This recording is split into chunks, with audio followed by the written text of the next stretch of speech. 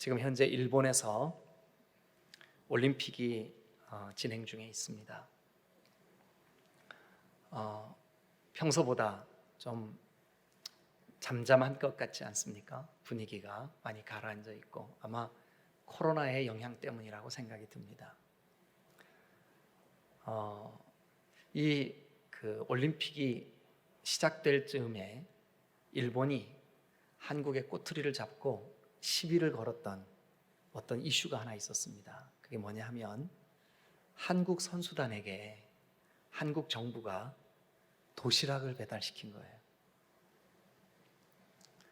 왜 그랬냐 하면 후쿠시마에서 이 방사능 오염수 때문에 그곳에서 생산되는 농산물, 그곳에서 잡히는 물고기 전부 다 이게 방사능에 노출되어 있는 식품들이라 우리 선수들에게 이게 좋지 않다. 일본 정부가 난리 났습니다. 일본의 중요한 메이저급 신문 3군데서 한국의 반응에 대해 아주 비난조의 기사를 실었습니다.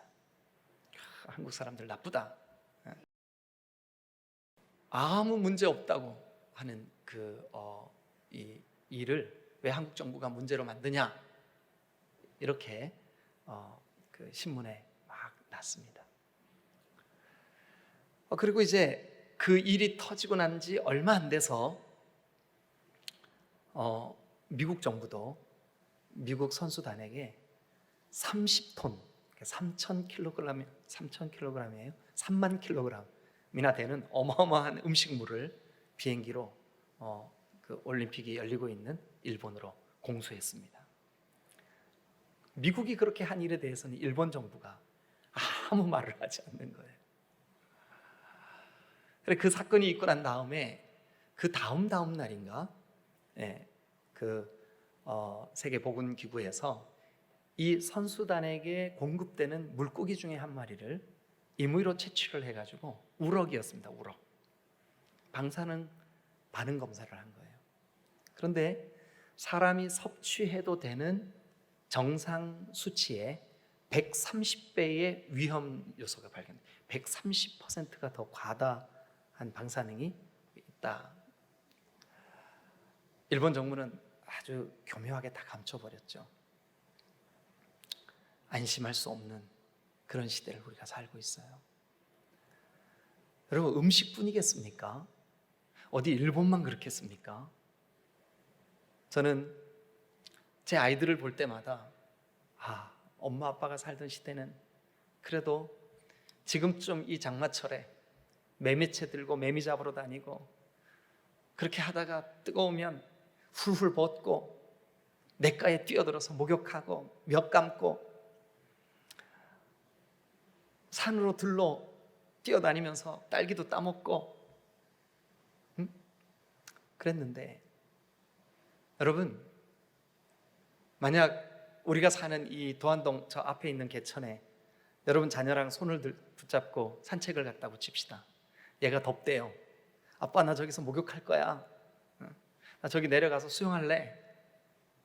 여러분 중에 몇 사람이 그래 좋아 저기 물 있다 내려가서 몇 감고 와. 그럴 사람 몇 명이나 될까요?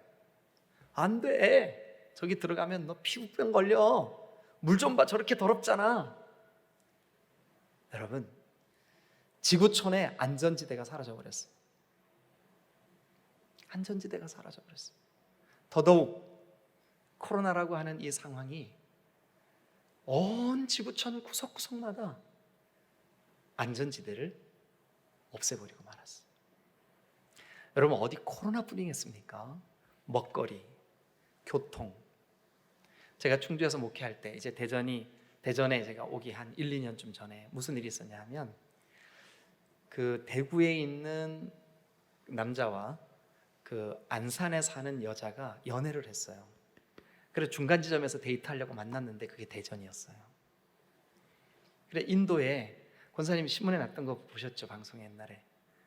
옛날도 아니죠. 몇 년 전, 한 3년쯤 전에 두 남녀가 데이트하려고 손잡고 인도 도로가 아니에요. 인도 사람 다니는 길에 걸어가는데 술 취한 운전사가 인도로 차를 몰고 올라와 이 두 남녀를 치어서 죽게 만들었어. 사랑하는 그 애인을 만나러 대전이 안전지대가 아닌가 봐. 근데 제가 와서 살아보니까 안전하던데. 그런데 여러분, 교통, 기후, 이 온난화되는 이 기후, 먹거리, 놀거리, 우리 주변의 모든 안전한 것들이 다 사라져버려요. 모든 곳에 다 그 안전하지가 못해요. 여러분, 그런데 우리와 똑같은 이 불안전한 상황 속에서 사람들 앞에 담대히 서서 여러분 이제는 안심하십시오. 여러분 중에 한 사람도 죽지 않습니다. 머리털 하나 상하지 않습니다. 담대히 외쳤던 한 사람이 있었어요. 여러분 한번 본문 보실래요? 22절 한번 보세요. 뭐라고 돼 있죠? 자, 27장 22절 다 같이 시작. 내가 너희를 권하노니. 다시 한번 뭐라고요? 내가 너희를 권하노니 뭐래요? 이제는 안심하라. 한번 따라 하시죠. 이제는 안심하라. 안심하라. 이제는 안심하라. 안심하라. 여러분, 이 사람의 상황을 여러분들하고 같이 한번 추적해 보죠. 이 27장 본문으로 이 사람의 상황, 오늘 우리가 안전한 곳이 없어 보이고 안전지대가 없어 보이는 우리보다 어쩌면 이 사람이 처한 이 현실은 훨씬 더 안전치 못한 그런 상황이었었어요. 그런데 담대히 외칩니다. 여러분이요, 이제는 안심하십시오. 여러분 중에 머리털 하나 상하지 않을 것이요, 이제는 안심하십시오. 자, 사도 바울입니다. 바울이 담대히 외쳤던 이제는 안심하십시오. 우리는 그때는 2000년 전이니까 뭐 다 안전했겠지. 그럴까요? 우리 이 본문을 통해서 같이 한번 바울이 살던 그 시대의 상황으로 같이 한번 좀 가보죠. 자, 일단 여러분 27장 1절을 한번 펴보세요. 27장 1절을 펴시고 이제 앞에 화면을 좀 한번 봐주시길 바랍니다. 여기가 예루살렘이고요. 보이십니까? 예루살렘. 바울이 우리가 몇 주 전에 예루살렘으로 올라가면 결박과 핍박이 기다리고 있다라고 하는 소식을 듣고 성령께서 깨닫게 하셨지만 바울은 올라갔습니다. 왜 그랬을까요? 그래야 로마인 여기에 복음을 들고 담대히 갈 수 있기 때문에. 그래서 예루살렘으로 갔습니다.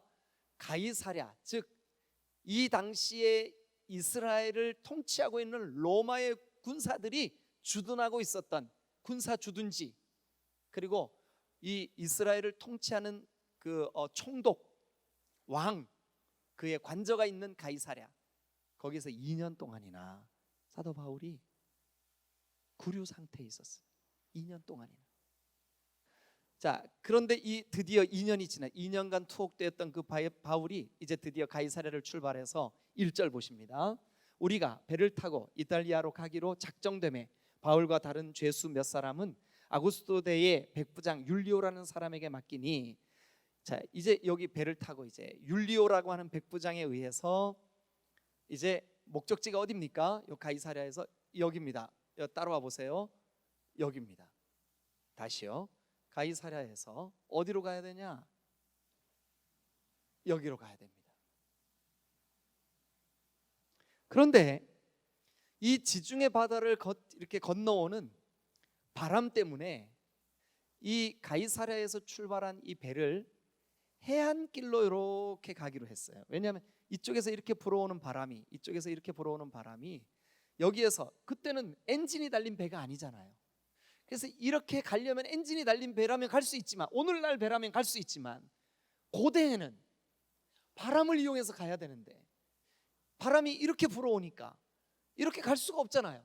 그래서 할 수 없이 이렇게 그 바람을 이용해 가지고 북쪽으로 해안길을 따라서 길리기아, 밤빌리아 해안, 구브로 섬 해안, 요 해안길을 따라서 이렇게 가기로 한 거예요.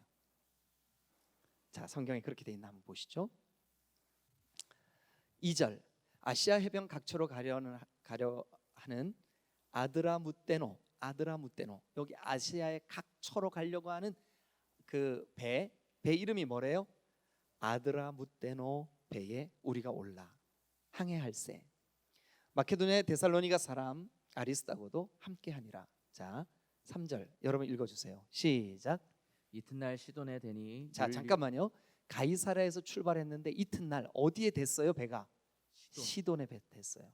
그래가지고요. 그 다음에 율리오가 바울을 친절히 대하여 친구들에게 가서 대접받기를 허락하더니 네, 그 배의 그 명령권자인 백부장 율리오가 바울을 아주 선대한 거예요. 그래서 바울이요, 여기 시돈에 잠시 배를 댈 텐데 친구도 만나고 오고 당신 하고 싶은 대로 하시오. 죄수인데 로마로 압송되어 가는 죄수인 바울에게 지금 그렇게 선대해 줬어요. 그런데 참 공교롭게 성경에 등장하는 백부장들은 아주 긍정적으로 그려진 인물들이 많아요. 하인의 병을 고쳐달라고 왔던 백부장, 그리고 여러분 바울에게 오늘 여기 지금 선대하고 있는 백부장, 그리고 이방의 복음이 전해질 때 처음 이방 사람에게 복음을 전할 때 백부장 고넬료. 그런데 여러분 놀랍게도 나중에 이 바울 일행이 로마에서 복음을 전해서 성경에는 없지만 외증에 의하면 처음 초대교회 로마 성도들 가운데는 군인들이 많았다는 거예요. 군인들이 많았다. 우연이 아니겠죠. 자, 아무튼 그래가지고 이제 또 4절 봅니다. 거기서 우리가 떠나가다가 마파람을 피하여, 이렇게 마파람, 이쪽에서 오는 마파람을 피하여 요 구브로 섬과 밤빌리아 육지를 사이길, 여기가 이제 바람이 좀 덜하다 그래요. 거길로, 그래서 구브로 해안을 의지하고 항해하여 길리기아와 밤빌리아 바다를 건너 무라시에 이르러. 자, 여기 보니까 길리기아와 밤빌리아 그 앞에 있는 바다 구브로 섬 이쪽으로 이렇게 따고 여기 무라시에 이르러. 무라시에 이르러. 거기서 6절 백부장이, 율리오죠, 백부장이 이탈리아로 가려 하는 알렉산드리아 배를 만나서, 자, 이탈리아가 여기죠. 여기 로마로 가려고 하는 알렉산드리아 배를 이 무라에서 만났어요. 그래가지고 이 죄수들과 이 모든 사람들을 알렉산드리아호로 옮겨 실었어요. 그래서 알렉산드리아호가 이제 이렇게 바닷길을 따라가다가 여기 니도쯤에서 이쪽 그레데 섬 쪽으로 와서 이렇게 가면 되겠다라고 생각을 한 거예요. 자, 그런데 배가 7절 더디 갔어요. 여러 날 만에 간신히 어디 맞은편에요? 니도 맞은편, 여기 니도 맞은편 요쯤, 여기에 도착을 한 거죠. 그래서 풍세가 더 허락지 아니하므로 살모네 앞을 지나, 여기 살모네가 여기 있어요. 여기 니도에서 풍세가 허락지를 않아요. 그래서 계속 이렇게 갈 수가 없어. 그래갖고 이렇게 여기 살모네 앞을 지나서 어디로 도착했냐면 8절 간신히 그 연안을 지나 미항이라는 여러분들은 이 성경을 따라오면서 아니 이 바울 일행 죄수를 태운 백기를 왜 이렇게 소상히 설명하고 있을까? 성경이 궁금해해야 합니다. 왜냐하면 오늘 우리에게 주시는 메시지가 너무 분명하기 때문에 그래요. 우리에게 주시려고 하는 메시지를 지금 따라오라고 지금 길 안내를 하고 있는 거예요. 그래서 이제 이 사람들이 여기 미항에 도착했어요. 미항. 그런데 여기 있는 사람들에게 어떤 생각이 있었냐 하면 이 미항이 조금 낙후된 항구예요. 자연 항구이기 때문에 시설이 좋지가 않아요. 근데 거기서 한 200리길 80리만 조금 더 가면 베닉스라고 하는 곳이 있는데 거기는 잘 갖추어져 있는 시장도 있고 또 많은 사람들이 살고 있고 시설도 안전한 항구가 정박될 수 있는 베닉스라는 곳이 있었어요. 사람들의 생각에 베닉스에 가서 우리가 겨울을 다 보내고 이탈리아로 가면 좋겠다. 사람의 생각에. 바울은 매 순간 자기의 하루하루를 기도로 시작했던 것 같아요. 기도하는데 하나님께서 바울아, 거기에 가면 사람의 생각으로 그렇게 움직이면 그곳이 결코 안전하지가 못해. 여러 가지 일들이 있을 거야. 그러면서 10절 말하되 여러분이여 내가 보니 내가 깨달으니 내가 알게 됐는데 이번 항해가 하물과 배만 아니라 우리 생명에도 타격과 많은 손해를 끼칠 것 같다. 그런데 여러분 백부장이 안타깝지만 그렇게 바울에게 선대했던 백부장조차도 바울보다 선주와 뱃사람들, 선장 이런 사람들의 말을 더 신뢰했어요. 그래가지고 이 사람들이 그 항구에서 그 미항에서 겨울 내기가 불편하니까 아무쪼록 베닉스에 가서 겨울을 지내자. 그래서 베닉스를 향하여 배를 몰기 시작했는데 남풍이 순하게 불므로 13절에 야 우리 뜻이 이루어졌구나, 우리 뜻대로 되고 있구나. 그런데 가다가 그레데 해변을 끼고 항해를 하는데 14절 여러분 읽으세요. 얼마 안 되어 섬 가운데로부터 유라굴로라는 광풍이 크게 일어나니 얼마 안 돼요. 사람의 생각으로 운행하기 시작한 지 얼마 안 돼요. 아 거기 가면 편안할 거야, 거기 가면 겨울을 잘 지낼 수 있을 거야. 우리 생각에 그게 합리적인 생각이야. 사람의 생각으로 발걸음을 내디뎠을 때 가다가 그만 예상치 못한 유라굴로라고 하는 무서운 뭐를 만났을까요? 광풍을 만났어요. 광풍은 미친 바람이에요. 어디로 불어갈지, 어디에서 불어오는지, 어떻게 휘감아 돌지, 어떤 위험이 도사리고 있을지 알 수가 없어. 그래서 이름 자체가 광풍이에요. 미친 바람이에요. 유라굴로라고 하는 말은 헬라 말과 아람 말이 합성이 이루어져 가지고 만들어진 단어예요. 북동풍이라는 뜻이에요. 특별한 의미가 없어요. 그런데 뒤에 있는 광풍이라고 하는 말은 우리에게 시사하는 바가 커요. 여러분 우리가 사는 시대 어디에 가도 교통, 먹거리, 그리고 우리의 미래, 우리 자녀들의 미래 어디에 안전이 있을까? 안전을 찾아볼 수 없는 이 시대에 마치 우리가 사는 현실이 광풍 같아. 광풍 같아. 미친 바람 같아. 자, 그래서 어떻게 되나 한번 볼까요? 15절 여러분 읽어보세요. 시작. 배가 밀려 바람을 맞추어 갈 수 없어 가는 대로 두고 쫓겨가다가 네, 가는 대로 두고 쫓겨갈 수밖에 없어요. 3, 4주 전만 해도 우리 교회 유초등부와 학생부가 여름 성경학교와 여름 캠프를 준비하면서 대학부가 여름 캠프를 준비하면서 야 이번 여름에 우리 아이들의 영혼을 일깨워보자, 우리 기도를 한번 준비해보자 야심차게 준비를 했어요. 그런데 코로나 4단계가 뻥 터졌어요. 오늘 이 아침에도 여러분 보세요. 가정에서 영상을 켜놓고 예배하는 여러분 한번 보세요. 현장에 나와서 감격스럽게 찬양하고 주님을 높이고 하고 싶은데 여러분 우리 원대로 되는 게 아무것도 없어. 그저 여기 성경에 있는 대로 쫓겨가다가 현실에 쫓겨가다가 그럴 수밖에 없어요. 내일에 대한 예측이 불가능해. 왜요? 광풍 때문에. 그래서 16절에 보니까 가우다라고 하는 작은 섬 아래로 지나 간신히 거루를 잡아. 이 거루는 뭐냐 하면 이 큰 배 옆에 작은 배들을 여러 척 달아서 위험이 있거나 어려움이 있을 때는 그 작은 배를 얼른 내려서 그 큰 배로부터 피난할 수 있도록 만들어 놓은 배가 거루예요. 거룻배라고도 해요. 그런데 얼마나 풍랑이 심했는지 이 거룻배가 막 제각기 놀고 있었어요. 간신히 그 거룻배들을 다 붙잡아 올려서 끌어올리고 줄을 가지고 선체에 꽁꽁 묶었는데 여전히 두려움이 있어요. 어떤 두려움이 있었을까요? 17절 끌어올리고 줄을 가지고 선체를 둘러감고 스르디스에 걸릴까 두려워하여 스르디스는 뭐냐 하면 모래톱이에요. 모래톱 뭔지 아시죠?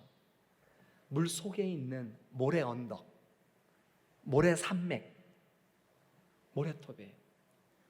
이 큰 배가 알렉산드리아호가 이탈리아까지 가려면 지중해를 건너야 되는데 바람이 풍랑이 어디에서 어떻게 오는지 모르니까 예측할 수 없으니까 이 바람에 의해서 모래가요 이 물결 때문에 쓸려가지고 여기에다 모래톱을 만들어놨다가 내일 되면 이게 싹 없어. 그러니까 아무리 경험이 풍부한 선장이나 선주도 오늘 이 길로 가면 위험한지 위험하지 않은지 알 수가 없는 거예요. 우리도 마찬가지예요.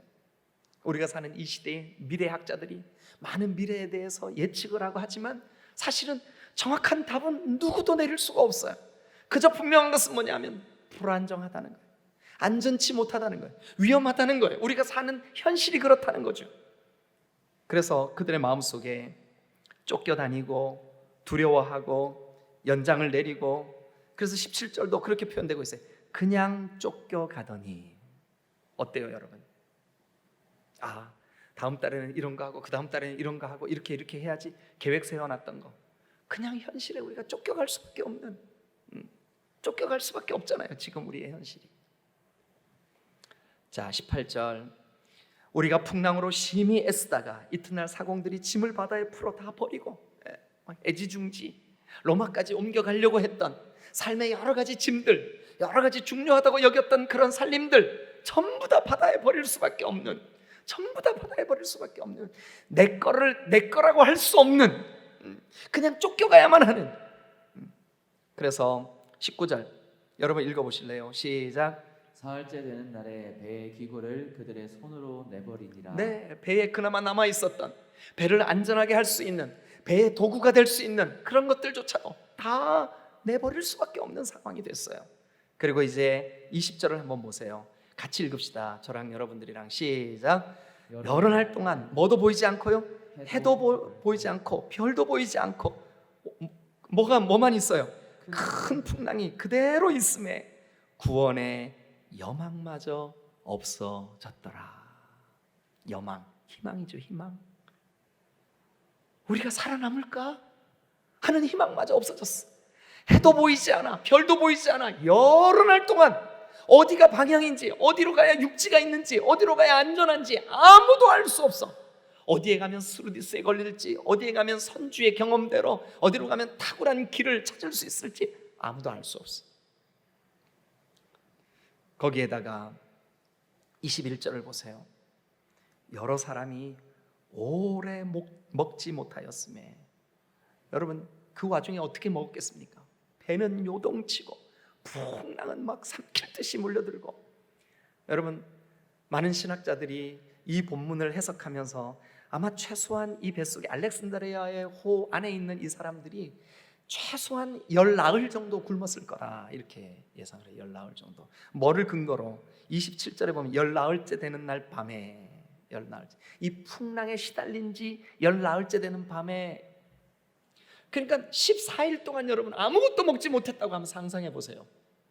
14일 동안 여러분 배는 요동칩니다. 막 멀미 때문에 어쩔 줄을 모릅니다. 구원의 소망이 다 끊겨졌습니다. 그냥 쫓겨갈 수밖에 없습니다. 풍랑이 이는 대로 내맡길 수밖에 없습니다. 마치 오늘 우리가 사는 현실 속에 지구촌에 있는 이 지구촌이라고 하는 어마어마한 함대 안에 여러분 모두가 다 그냥 쫓겨가듯이 우리를 내맡길 수밖에 없는 현실과 너무 똑같아요. 그런데 자 22절 봅니다. 그 풍랑 한가운데 있는 이 사람이 풍랑 밖에 있거나 이 사람이 배 밖에 있거나 한 사람이 아니에요. 똑같이 풍랑 안에, 똑같이 고통 안에, 똑같이 굶주림 안에, 똑같이 암흑 안에 있었던 사람 한 사람. 누굽니까? 사도 바울. 그가 하는 말을 한번 들어볼까요? 큰 소리로 한번 읽어봅시다. 시작. 내가 너희를 권하노니. 이제는 안심하라. 크게 읽어주세요. 뭐래요? 이제는 안심하라. 한번 따라하세요. 이제는 이제는 안심하라. 안심하라. 야, 어떻게 이 말을 할 수가 있을까? 어떻게? 아니 구원의 소망도 없고 10나흘씩이나 굶었고 해도 별도 보이지 않고 모두가 지금 초긴장 상태에 있는데 단 한 사람 벌떡 자리에서 일어나서 흔들리는 몸 큰 소리로 외칩니다. 이제는 안심하라. 이제는 안심하라. 여러분 객기로 그렇게 할까요? 근거 없는 안심일까요? 자 여러분, 놀랍게도 그 다음 본문은 진짜 안심할 수 있도록 평안하게 276명 중 한 사람도 죽지 않고 다 육지에 도착할 수 있게 됩니다. 틀림없는 말, 확실한 말, 한 번만 따라하세요. 이제는 안심하라. 여러분들의 개인적인 삶 속에, 여러분들의 불안하고 답답한 우울한 삶 속에 하나님께서 여러분들을 향하여 오늘 이 바울의 입을 통하여 이제는 안심하라. 어떻게 하면 안심할 수 있을까? 아니, 어떻게 해야 안심할 수 있을까? 여러분들의 마음에 선명하게 이제 안심해도 되겠구나, 이게 새겨지시기를 주님의 이름으로 축원합니다. 첫 번째, 바울이 그토록 강력하게 이제는 안심하라 외칠 수 있었던 첫 번째 근거. 자, 22절 계속해서 읽겠습니다. 23절을 읽겠습니다. 같이 읽겠습니다. 송전사님 크게 읽어주세요. 시작. 내가 속한 바 곧 내가 섬기는 하나님의 사자가 어젯밤에 내 곁에 서서 말하되. 거기 보니까 이렇게 되어 있습니다. 내가 속한 바, 나는 이분께 속해 있다. 나는 이분께 속해 있다. 그리고 그 다음, 나는 이분을 섬긴다. 누군데요? 하나님. 내가 섬기는 하나님, 내가 속해 있는 하나님, 하나님 때문에 안심해라. 하나님 의지하면 안심할 수 있을 줄로 믿습니다. 제가 어릴 때 우리 권사님을 제외하고 나머지 분들은 이거 모를 거예요.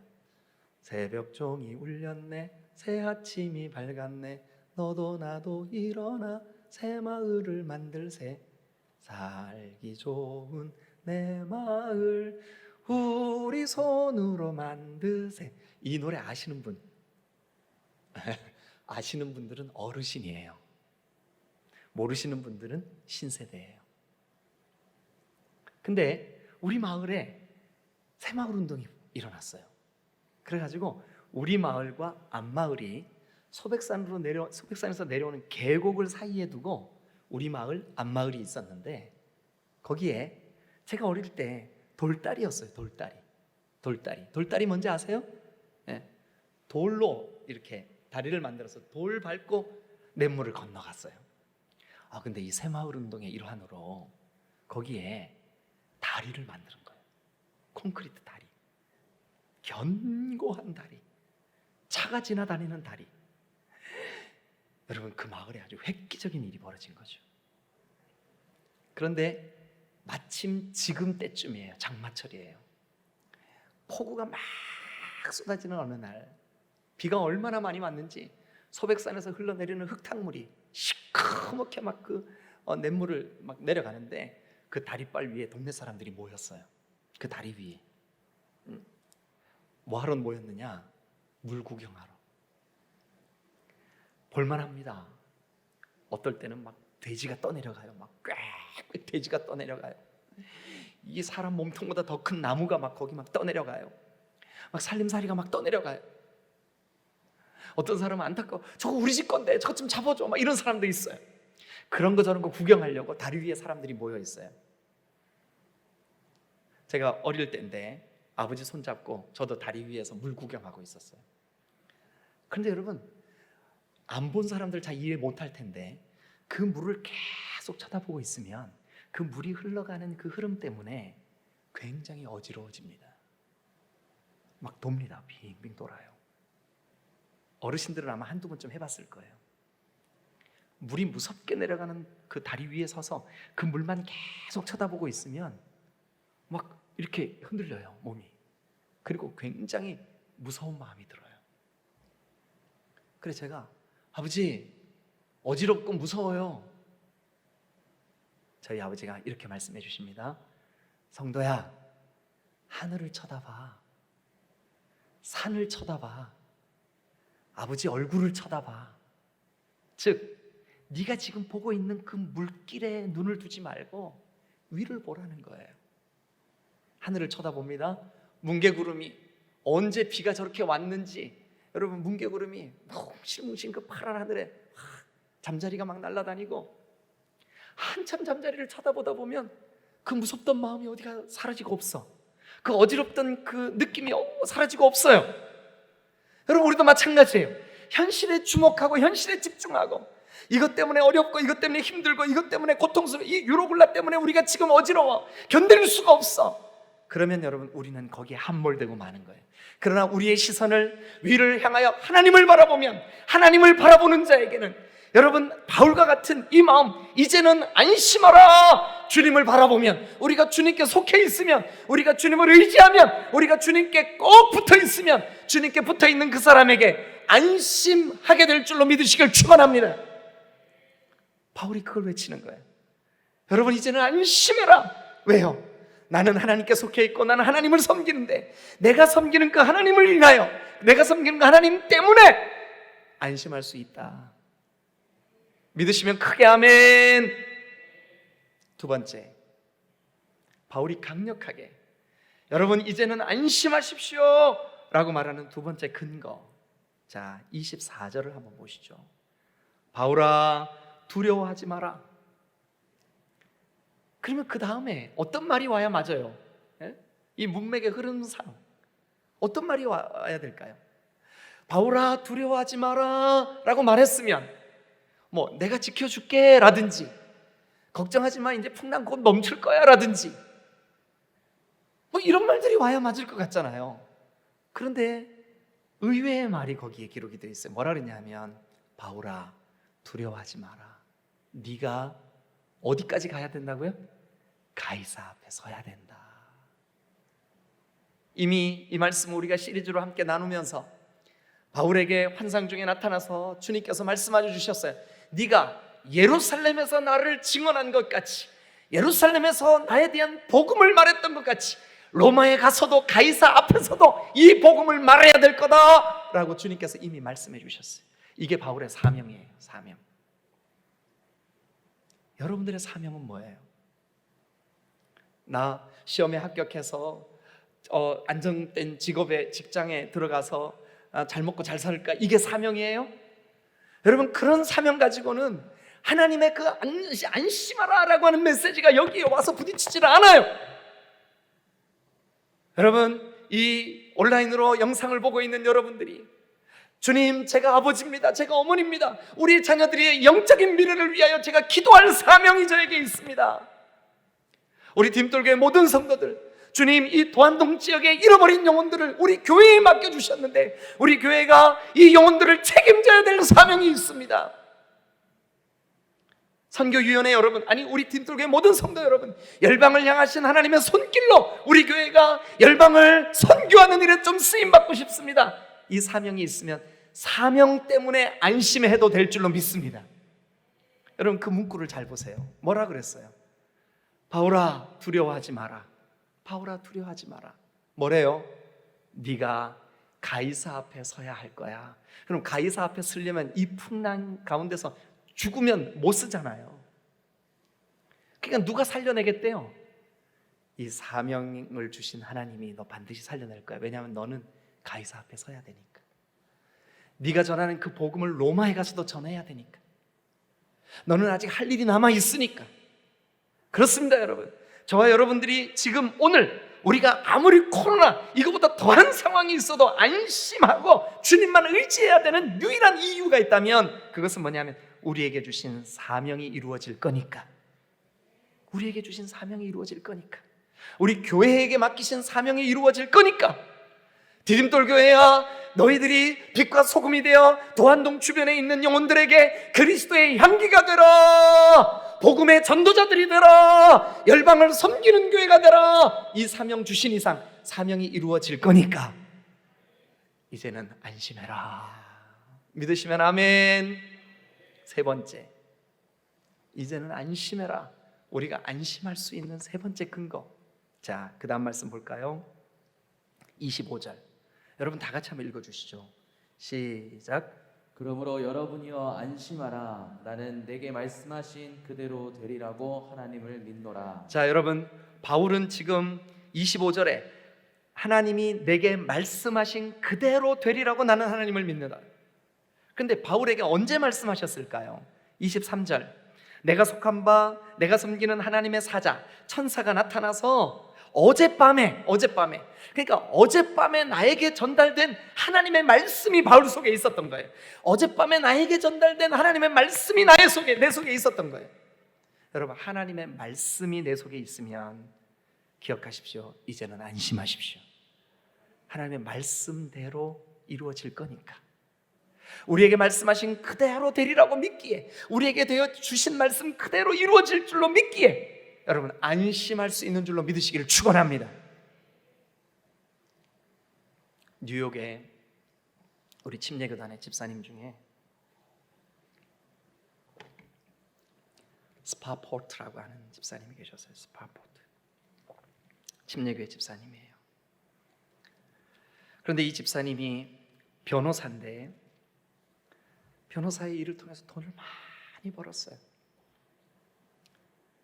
그래서 이분이 시카고의 미시간 호수 그 주변에 1800년대 후반부에 어마어마한 별장들이 들어섰는데 거기에 이 자기가 변호사로 번 돈을 투자를 해서 별장을 정말 그림처럼 아름다운 별장들을 아주 그 어마어마한 규모의 별장을 이렇게 짓는 일에 자기가 번 돈을 투자를 했어요. 그런데 여러분, 여러분들이 그 컴퓨터로 검색을 해도 이 사건이 나올 만큼 유명한 사건입니다. 1871년 시카고에 어마어마한 대화재가 일어났어요. 그래서 그 화재 사건으로 엄청난 불이 났는데 10만 명의 이재민이 발생했어요. 그리고 그때 그 불에 타 죽은 사람만 300명이에요. 스파포트 집사님이 투자한 그 돈으로 짓고 있었던 모든 집이 다 불타버렸어요. 그때만 해도 목조 건물이 대부분이었던 미국의 건축 양식 다 불타버렸어요. 하루아침에 완전히 부도 상태가 된 거예요. 너무 마음이 아프고 답답했던 이 스파포트가 그만 몸에 병이 들어서 의사를 찾아갔더니 의사가 이제 안나라고 하는 아내와 둘 분 다 집사님이신데 병원에 갔어요. 진료를 받았는데 의사가 살고 싶으면 모든 일 잠깐 내려놓고 쉬어야 됩니다. 당신에게 휴식이 약입니다. 그래서 아내가 여보 우리 좀 쉽시다. 그럽시다. 그래서 이 아내인 안나와 그리고 네 딸들과 함께 이 스파포트 집사님이 유럽으로 휴가를 가기로 했어요. 한 두세 달만 푹 쉬고 오기로 했어요. 그래서 이제 그때는 이제 그 1800년대니까 배로 미국에서 대서양을 건너야 유럽을 갈 수가 있었어요. 그래가지고 이제 그 배표를 끊고 이제 같이 온 가족이 출발을 하려고 하는데 급하게 이 스파포트 집사님에게 처리해야 될 일이 생겼어. 그리고 여보 내가 다음 배로 갈 테니까 당신 먼저 출발하라고. 그래서 이 스파포트 집사님은 한 일주일쯤 늦게 출발하기로 약속을 잡고 이제 왜냐하면 그때는 일주일에 한 번 정도밖에 배가 없었으니까. 그래가지고 이제 네 딸과 자기 아내인 안나를 배에 태워서 출발을 했습니다. 그때가 언제냐면 1872년 11월 15일. 그 배에 승선한 승객들은 313명. 그 배의 이름은 빌드 아브루호. 313명의 승객을 태운 이 배가 뉴욕항을 출발해가지고 대서양을 건너고 있었어요. 일주일쯤 항해해서 대서양 거의 한복판에 도착을 했어요. 그런데 영국 범선 로크원이라는 배, 그 배가 그만 새벽 2시 깜깜한 밤에 정면 충돌을 했어요. 정면 충돌을 하는 순간 스파포트의 아내인 안나는 기절을 했어요. 그런데 안타깝게도 내 딸은 그만 그날 거기서 물에 죽고 말았어요. 가까스로 목숨을 건진 이 안나 깨어보니까 딸들이 어디 간지 없어. 그래가지고 겨우겨우 영국 범선에 의해서 구출이 된 이 안나가 남편에게 전보를 보냈어요. 그때만 해도 전보가 뭔지 아시죠? 우리 청년들 전보 모르지?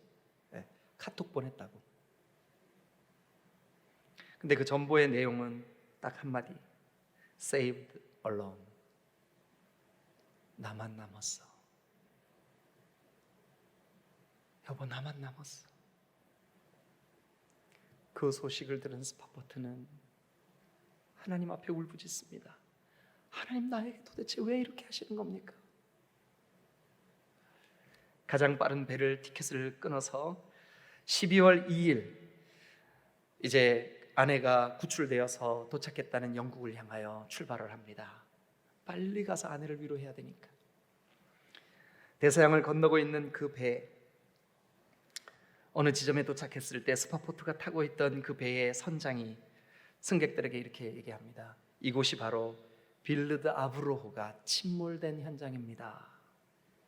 스파포트는 갑판에 나와서, 하나님, 내가 그래도 교회 집사인데, 내가 그래도 믿음으로 사는 사람인데 왜 나에게 이런 고통을 주시는 겁니까? 왜 이런 어려움을 나에게 허락하셨습니까? 이것도 하나님의 섭리 가운데 있는 일입니까?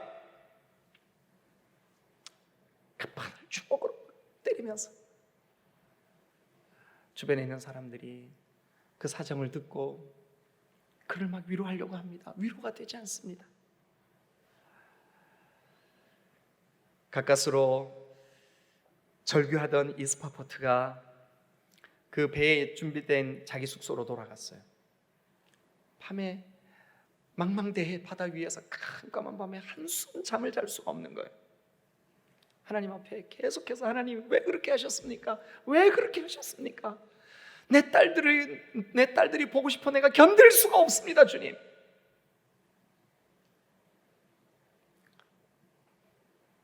그러고 몸부림을 치고 있는 이 스파포트가 한 달쯤 전에 묵상했던 성경 말씀이 순간 떠오르는 거예요. 수넴 여인이 하나밖에 없는 자기 아들이 죽었어.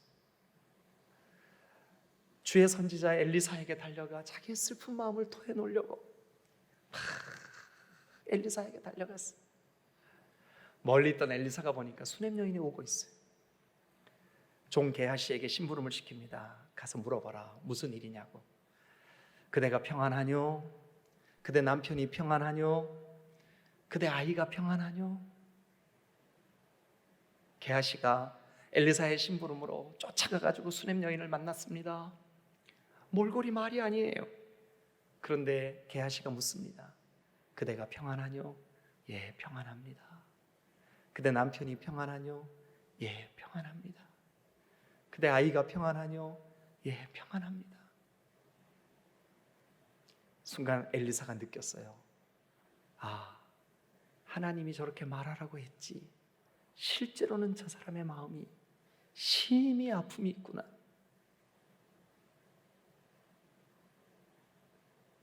그런데 열왕기하 4장에 있는 그 본문에는, 여러분 화면에 한번 띄워봐 드릴게요. 아픈 가슴을 안고 있는 이 여인이, 너는 달려가서 그를 맞아 이르기를, 너는 평안하냐? 내 남편이 평안하냐? 아이가 평안하냐? 그 다음 구절이 이렇게 말씀하고 있습니다. 이 여인이 이렇게 대답합니다. 평안합니다.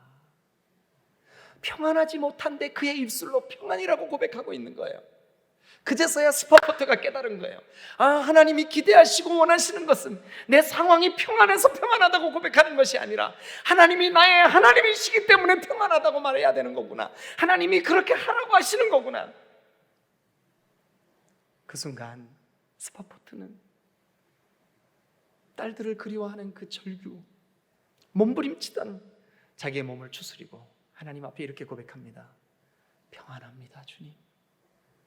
평안하지 못하지만 평안합니다, 주님. 신기한 일이 생깁니다. 스파포트가 앉아있는 그 몇 평 되지 않는 작은 그 배 안에 있는 방에 평안이 깃드는데 형용할 수 없는 평안이 스파포트를 사로잡습니다. 상상할 수 없는 평안이 스파포트를 사로잡습니다. 그래서 스파포트는 그 자리에서 얼른 연필을 들고 빈 종이에다 써내려가기 시작합니다. 그가 썼던 그 내용이 이런 내용입니다. 내 인생에 강 같은 평화가 흘러들 때에도, 그때에도, 내 인생에 거친 파도 같은 슬픔이 몰아칠 때에도 그때에도 내 운명이 어떻게 되든 주님이 이렇게 말하라고 가르치셨구나, 주님이 나에게 이렇게 말하라고 하시는구나, 내 영혼 평안해, 내 영혼 평안해. 왜냐하면 주님이 계시니까, 주님이 계시니까, 삶과 죽음의 주인이신 주님이 계시니까 주님이 나에게 내 영혼 평안하다 말하라고 하신 거예요. 여러분, 이 스파포트의 신앙 고백이 오늘 우리가 들고 있는 여기에 찬송이 되어서 오늘까지 전해 내려오는 거 아세요? 그 찬송이 바로 413장입니다. 그렇습니다, 여러분. 스파포트는 그 옛날 열왕기하 4장에 기록되어 있는 그 말씀 한 구절이 떠올랐을 때 그 말씀 때문에 평안이 찾아오고 안심이 찾아왔다면 오늘 저와 여러분들도 마찬가지입니다. 우리의 삶 속에서 내가 속해 있고 내가 살아있다고 믿고 있고 확신하는 그 하나님이 계시기 때문에 안심하시기를 주님의 이름으로 축원합니다. 여러분, 우리에게 그 하나님이 맡기신 사명이 있기 때문에 여러분 안심하시기를, 사명이 이루어질 때까지 주님이 책임지실 거기 때문에 안심하시기를 축원합니다. 주님의 말씀이 우리 안에 있는 한 여러분 안심하시길 바랍니다. 왜냐하면 그 말씀이 반드시 이루어질 거니까. 우리 이 시간 이 찬송 413장 가사를 생각하면서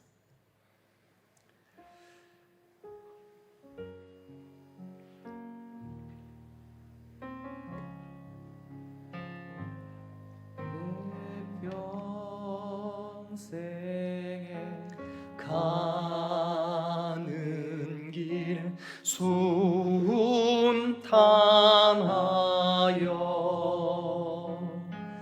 늘 천잔한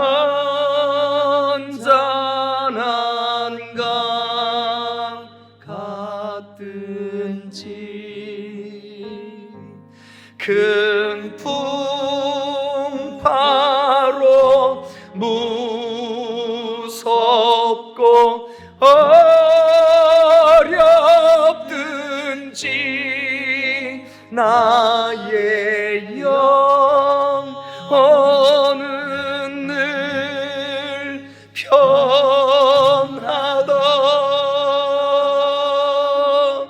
내 영혼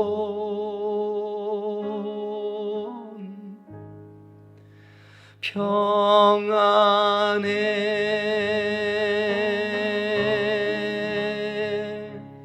내 영혼, 내 영혼 평안해. 내 평생에 가는 길 순탄하여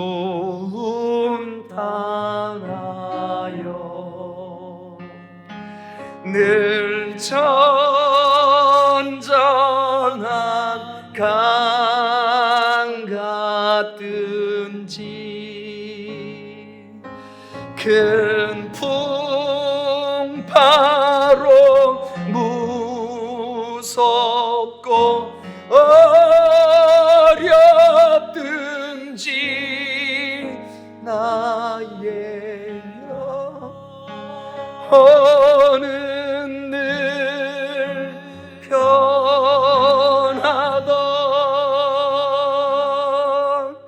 내 영혼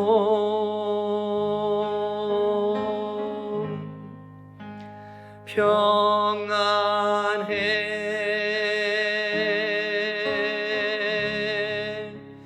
내 영혼, 내 영혼 평안해.